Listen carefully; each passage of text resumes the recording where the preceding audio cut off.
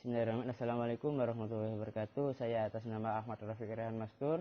Saya sekarang akan menjelaskan sejarah singkat pertumbuhan dan perkembangan linguistik umum dan linguistik Arab. Yang pertama saya akan menjelaskan sejarah singkat pertumbuhan dan perkembangan linguistik umum. Langsung saja, yaitu ditemukan banyak pendapat dari para ahli dan mengklasifikasikan periodisasi sejarah pertumbuhan dan perkembangan linguistik. Abdul Khair misalnya, ia membagi periodisasi bertumbuh dan berkembang linguistik menjadi 4 zaman, yaitu yang pertama zaman Yunani, yang kedua zaman Romawi, yang ketiga zaman pertengahan, dan yang keempat yaitu zaman Renaissance, yaitu yang pertama zaman Yunani. Studi bahasa pada zaman Yunani dimulai sejak abad ke-5 sebelum Masehi sampai abad ke-2 Masehi. Masalah kebahasaan yang muncul pada waktu itu adalah A. Pertentangan antar fiksi dan nomos, B. Pertentangan antar analogi dan anomali. Kedua persoalan ini menjadi pembahasan yang sangat alot di antara para linguistik kala itu. Di masa itu, para linguistik mempersoalkan apakah bahasa itu bersifat alami atau fiksi, atau bersifat konfisi atau nomos. Bersifat fiksi atau alami maksudnya bahasa memiliki hubungan asal-usul atau sumber yang abadi dan tidak dapat ditukar oleh manusia. Dengan kata lain, antara lambang dan acuan memiliki hubungan yang pasti. Sementara bersifat nomos atau konvensional, maksudnya bahasa itu tidak memiliki hubungan yang pasti antar lambang dan acuan. Hubungan keduanya hanya bersifat konvensional atau kesepakatan di antara pemakai bahasa. Yaitu langsung yang kedua, zaman Romawi. Zaman Romawi merupakan kelanjutan dari zaman Yunani. Orang-orang Romawi banyak mendapat pengalaman dari kemajuan Yunani sebelumnya. Tokoh-tokoh terkenal pada zaman Romawi antara lain adalah 1. Varro di tahun 116 sampai 27 sebelum Masehi dengan karyanya di lingua Latina, dan yang kedua Pristia dengan karyanya Institutiones Grammatic. Langsung saja, yang pertama karyanya Varro 116 sampai 27 sebelum Masehi. Dalam bukunya di lingua Latina yang jumlahnya mencapai 25 jilid, Varro menyinggung beberapa hal, di antaranya pertentangan antar analogi dan anomali, etimologi, formologi, dan sintaksis.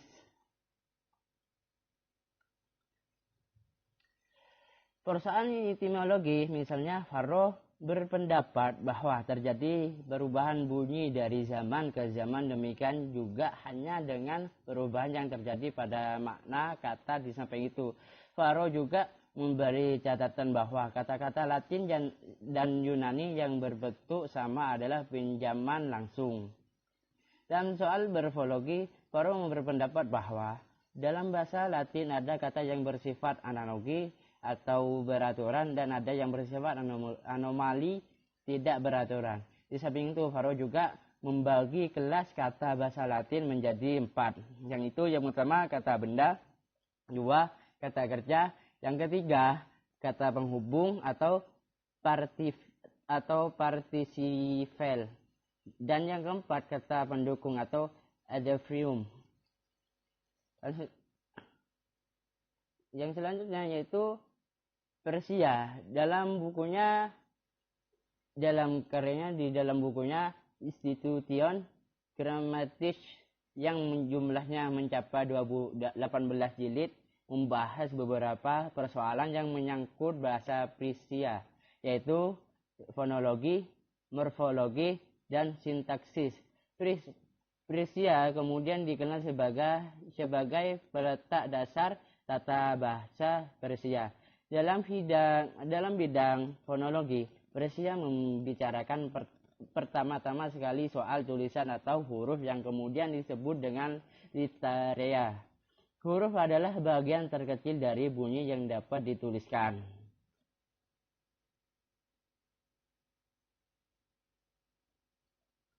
Bidang morfologi, Persia membagi kelas kata kepada 8 kelas, yaitu yang pertama nomen atau termasuk kata benda dan kata sifat. Yang kedua verbum atau kata kerja. Yang ketiga participium atau kata yang selalu berderivasi. Yang keempat pronomen atau kata yang dapat mengganti nomen. Yang lima adverbium atau kata yang secara sintaksis dan sematik merupakan atribut verbum. Yang keenam preposition atau kata yang terletak di depan bentuk yang berkasus. Yang ketujuh interjection, kata yang menyatakan perasaan, sikap atau pikiran. Yang delapan conjunction, kata yang bertugas menghubungkan anggota-anggota kelas kata yang lain untuk menyatakan hubungan sesamanya. Langsung zaman pertengahan. Zaman pertengahan, yang menjadi ciri utama zaman pertengahan adalah munculnya perhatian penuh para filsuf terhadap bahasa dan munculnya bahasa Latin sebagai bahasa utamanya yang dipakai. Petrus Hispanus tercatat sebagai tokoh berpengaruh dalam bidang bahasa pada masa pertengahan. Seiring dengan prestasinya menulis buku yang diberi judul Semulai Logiciel yang membicarakan hal-hal sebagai berikut. 1. Petrus Hispanus memasukkan psikologi dalam analisis makna bahasa. Yang kedua, membedakan antara pengertian pada bentuk akar atau signifikasi dan pengertian yang dikandung oleh imbuhan-imbuhan atau kesignifikasi. Yang tiga, ia membedakan momen kepada dua macam nomen, yaitu yang pertama nomen substantivium dan kedua momen adjectivum. Dan yang keempat yaitu ia membedakan partes ortation kepada kategori matik yang dan stardegormatik.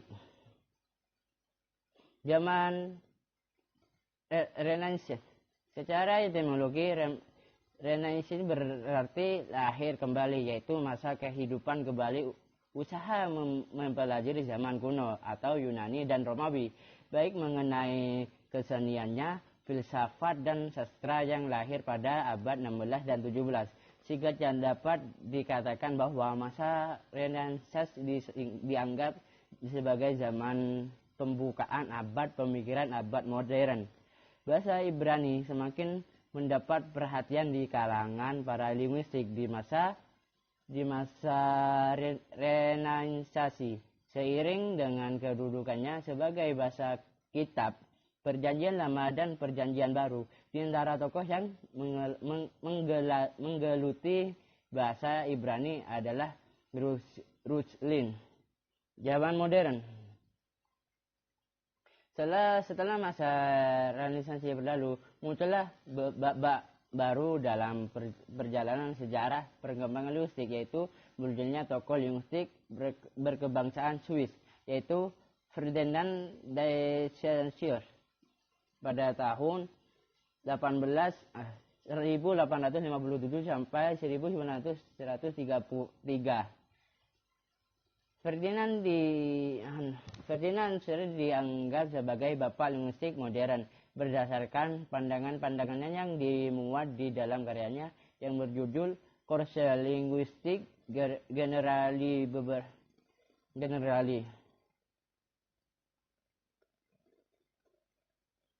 Yang selanjutnya saya akan menjelaskan sejarah singkat pertumbuhan dan perkembangan linguistik Arab.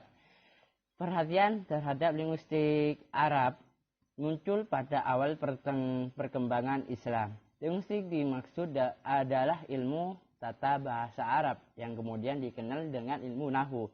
Terdapat perbedaan para ahli sejarawan untuk menentukan orang yang pertama menemukan ilmu Nahwu. Terdapat perbedaan pendapat para sejarawan pada bahasa Arab dan menentukan orang pertama menemukan ilmu nahwu. Yang pertama ada yang berpendapat orang pertama yang menemukan ilmu bahasa Arab dan yang meletakkan dasar-dasar gramatikalnya adalah Amirul Mukminin.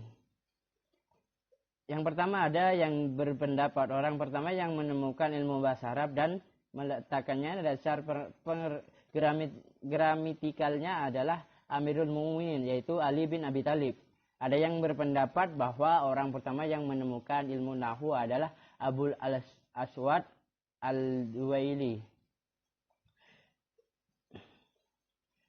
Periodisasi pertumbuhan dan perkembangan ilmu nahwu dibagi 4 periode, yaitu pertama periode pembentukan, yang kedua periode pertumbuhan, yang ketiga periode kejayaan, yang keempat periode reformasi. Yaitu periode yang pertama yaitu pembentukan. Menurut Sher, bahwa pertumbuhan linguistik Arab dimulai sejak masa Renaissance. Studi bahasa Arab mencapai puncaknya pada abad ke-8 dengan terbitnya kamus bahasa Arab yang berjudul Kitab Al-Ain 5. Pada masa ini terfokus kepada pemakaian qiyas sebagai sumber dalam membentuk qawaid nahwu, khususnya masalah akhir kata i'rab dalam kalimat. Periode pertumbuhan dan perkembangan. Periode ini dimulai sejarah akhir masa Khalil bin Ahmad sampai pada masa-masa Al-Mazani dan Al-Sikit. Yang ketiga yaitu periode kejayaan. Disebut sebagai periode kejayaan karena perhatian dan keseriusan para linguistik Arab untuk menulis berbagai judul yang terkait dengan nahwu demikian pasti. Peserta kajian dengan pasti. Peserta kajian nahwu pada periode ini sama dengan sangat pesatnya kajian terhadap ilmu-ilmu lain seperti filsafat, kedokteran, pendidikan, dan lain-lain.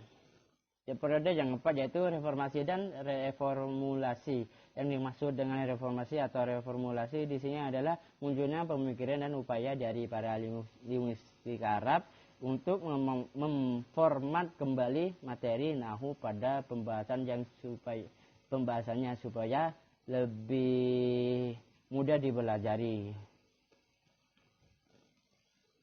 Baik, selanjutnya saya akan menjelaskan tentang apa yang dimaksud dengan bahasa, karakteristik bahasa, asal-usul bahasa, dan teori bahasa menurut ilmuwan Arab dan ilmuwan Barat.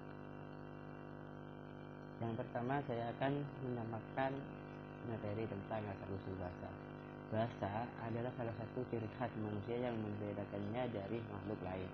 Bahasa membuat manusia menjadi makhluk yang bermasyarakat sebagai sarana komunikasi untuk menyampaikan pesan, ide-ide, keinginan, dan perasaan dari pembicara kepada lawan bicara.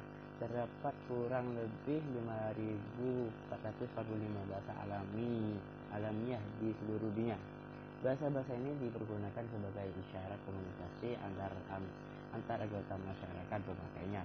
Bahasa yang kita kenal sekarang ini merupakan produk masyarakat masa lampau yang dipelihara dan dikembangkan serta diwariskan secara turun-temurun.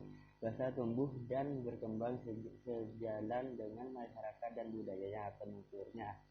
Asal mula bahasa tidak dapat ditentukan secara pasti karena bahasa tidak diciptakan oleh seseorang atau kelompok orang. Siapa yang menciptakan bahasa itu tidak seorang pun yang tahu dengan pasti dan tidak dapat ditelusuri kejelasannya.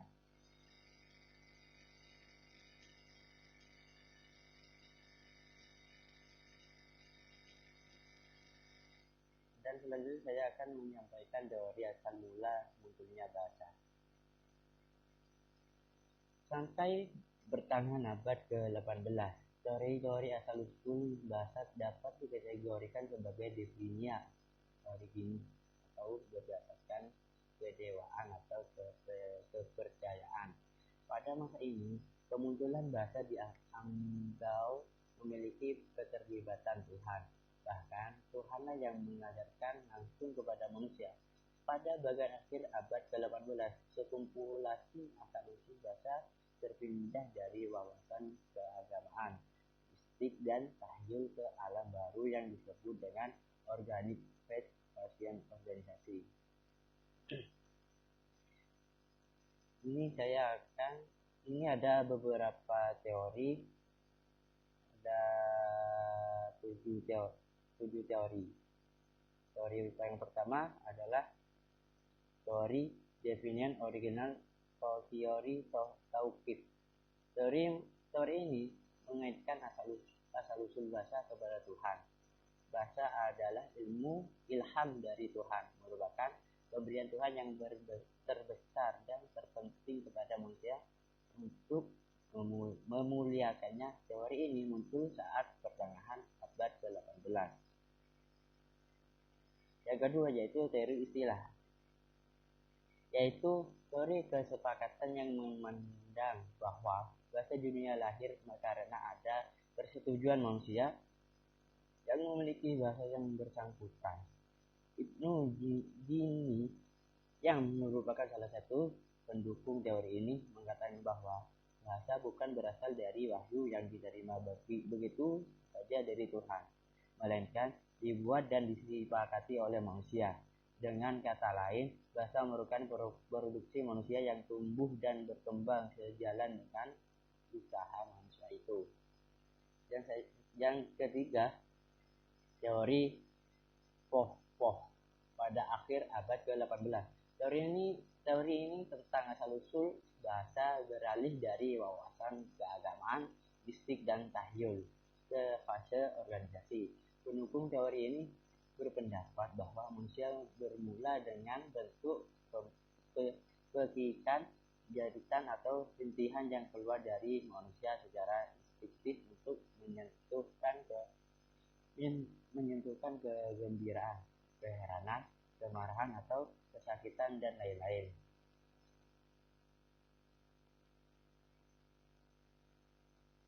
Yang keempat yaitu teori Bobow. Teori ini disebut juga teori amatopotik atau action teori. Menurut teori ini, pemulaan tumbuhnya kata-kata merupakan tiruan suara alami dan didengar oleh manusia pertama. Dari suara itu, dia mengambil makna nama-nama untuk sumber suara tersebut seperti bunyi kicauan burung, suara binatang, suara guntur, hujan, angin, aliran sungai dan lain-lain. Yang kelima yaitu teori ding-dong atau nativistic teori. Yang menciptakan teori ini adalah Max Muller. Pendukung teori ini berdasarkan bahwa bahasa itu lahir secara alamiah. Bahasa itu mempunyai hubungan yang erat dengan apa yang ada dalam pikiran seseorang. Dari setiap pengaruh dari luar yang terkesan pada diri seseorang dapat menyebabkan dia mengeluarkan beberapa suara. Jadi kata-kata yang diucapkan tidak hanya merupakan jelma pengaruh dari luar. Yang keenam, teori Yeheho. Teori ini mengemukakan bahwa ucapan manusia timbul pertama-tama dalam tentu kolektif. Ungkapan itu keluar dari sekelompok orang sewaktu bersama-sama melakukan pekerjaan berat dan menatkan. Bahasa itu timbul sewaktu orang berkumpul dengan orang lain. Teori ini mengaitkan pertumbuhan bahwa dengan terbentuknya masyarakat manusia dan menjalin hubungan antar bahasa dan masyarakat.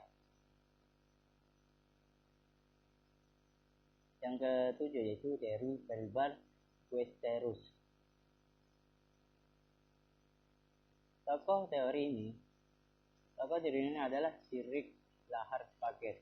Dia mengungkapkan bahwa kata-kata itu adalah isyarat suara atau verbal Westerus Dia mengungkapkan bahwa manusia purba terdahulu mengadakan saling pengertian dengan isyarat, misalnya dengan tangan dan mengerutkan muka. Teori ini dikenal pula dengan nama teori tata. Teori ini mengatakan bahwa isyarat mendahului ujaran. Para pendukung teori ini menunjukkan penggunaan isyarat oleh berbagai jenis binatang dan juga sistem isyarat yang dipakai oleh orang-orang primitif. Baik, yang selanjutnya saya akan membacakan materi tentang karakteristik bahasa Arab. Ya, langsung saja. Secara umum, bahasa adalah alat untuk berinterasi atau berkomunikasi berupa lambang bunyi yang dihasilkan alat ucap manusia untuk menyampaikan pikiran, gagasan, konsep atau perasaan seseorang. Bahasa terdiri atas kumpulan kata yang apabila digabungkan akan memiliki makna tersendiri. Bahasa diciptakan sebagai alat komunikasi universal yang diharapkan dapat mengerti oleh setiap manusia untuk melakukan sesuatu interaksi sosial dengan manusia yang lainnya. Bahasa Arab merupakan bahasa resmi. Bahasa Arab selain menjadi bahasa orang muslim di seluruh penjuru dunia, bahasa Arab digunakan sebagai bahasa Al-Quran yang merupakan kitab suci umat Islam. Setiap bahasa memiliki karakteristik masing-masing yang berbeda dengan bahasa lain yang membedakan setiap bahasa menjadi unik dan memiliki ciri khas. Bahasa Arab mempunyai ciri khas khususnya yang tidak terdapat pada bahasa-bahasa lainnya. Kemudian dari kekhususannya ini menjadikan bahasa Arab sebuah bahasa yang fleksibel, mempunyai elastisitas yang tinggi. Maka dalam menjalankan dan mempertahankan fungsinya sebagai bahasa komunikasi sarana dalam menyampaikan tujuan agama, pencatatan sebagai ilmu pengetahuan telah mampu disampaikan dengan mudah dalam benar. Berikut ini adalah yang merupakan keistimewaan bahasa Arab antara lain. Yang pertama, istiqo.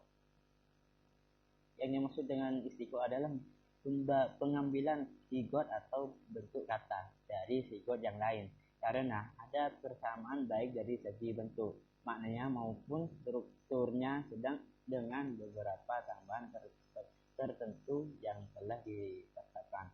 Ada dua pendapat ulama mengenai istiqo ini, antara lain yang pertama ulama Basrah bahwa sumber istiqo adalah masdar.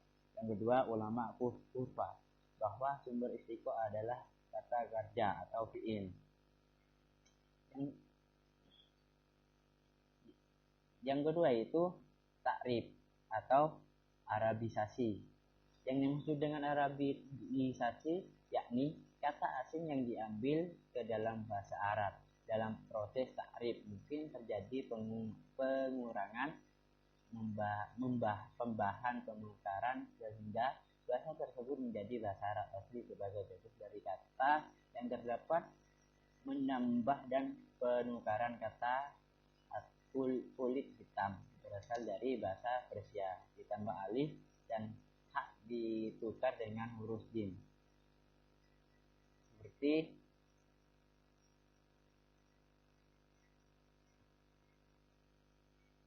yang selanjutnya al-i'rab. Keistimewaan bahasa Arab juga disebabkan kehadirannya i'rab, bahkan dapat dikatakan bahwa i'rab adalah ciri khas bahasa Arab. I'rab adalah perubahan bunyi akhir suatu kata dalam kalimat yang disebabkan oleh perbedaan faktor atau amil yang menyertainya, baik amil disebut itu jelas maupun diperkirakan dalam bina. Perbedaan tersebut dapat mempengaruhi makna. Yang selanjutnya yaitu ilmu balaghah. Ialah ilmu mempelajari gaya bahasa dan rahasia yang tercantum dalam bahasa Arab, khususnya Al-Quran. Tegasnya ilmu balaghah ini merupakan ilmu kesusastraan bahasa Arab. Ilmu balaghah ini mengandung 3 pokok bahasa. Yang pertama, ilmu bayanah mengandung 2 pokok pembahasan. Yang kedua, ilmu ma'ani mengandung banyak pokok bahasaan. Ilmu badi mengandung 2 pokok pembahasan. Dan selanjutnya al-mufradat. Setelah Al-Quran turun, banyak pengertian atau arti kosakata yang mengalami penggeseran perubahan makna semanti seperti dalam contoh la raiba fi dan seterusnya. Kata jauh dan imrah ditampilkan dalam konteks kehidupan semua istri yang penuh kasih sayang dan memiliki anak keturunan sebagai mempunyai makna istri yang dalam kehidupan semua istri tidak terdapat kasih sayang karena ada khianat atau perbedaan akidah dan digambar dalam surah Yusuf ayat 12 sampai 30 sampai 521, dan surat At-Tahrim 60 sama surat 10 dan sama ayat 11.